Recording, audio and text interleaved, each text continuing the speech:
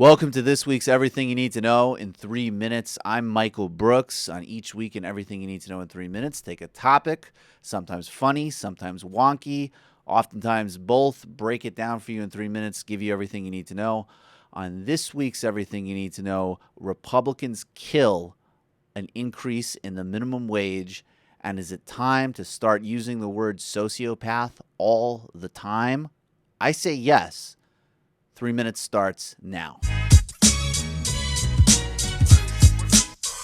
Now, this past week, all Republicans in the United States Senate, except for one, Bob Corker, who is not even on record as supporting an increase of the minimum wage to a little over $10, which is what Democrats have proposed, joined together to filibuster even the discussion of raising wages on the floor of the United States Senate. Now, we know that this absolutely modest increase is not passing the House, and Republicans in the Senate have banded together to not even allow a vote to send it there, where their ultra-extremist brethren will surely defeat it and surely block the will of the American people. This is astonishing, because raising the minimum wage is one of the most modest and obvious things we could do to in any way plug the gap on the massive increase in inequality, social stagnation, and ballooning of inherited wealth that we have seen by pursuing the economics policies of the last 30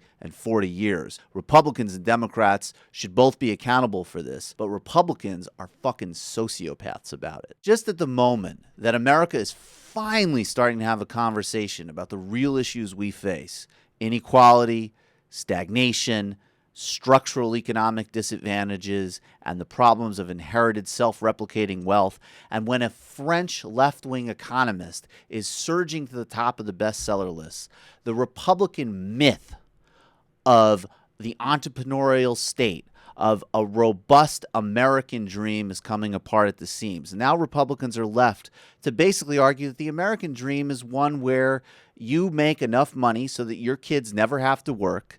You can pay your way out of any possible situation or even criminal accountability in many cases.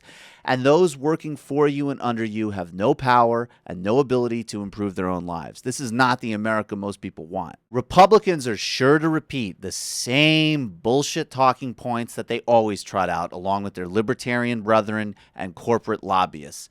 The minimum wage costs jobs. We know from endless studies that it does not. Some evidence indicates that in states that have raised the minimum wage, there is a slightly higher likelihood of job growth. Raising the minimum wage hurts small businesses. Bullshit again. We know that 2/3 of poverty wage workers, not low wage, poverty wage workers, work at large corporations.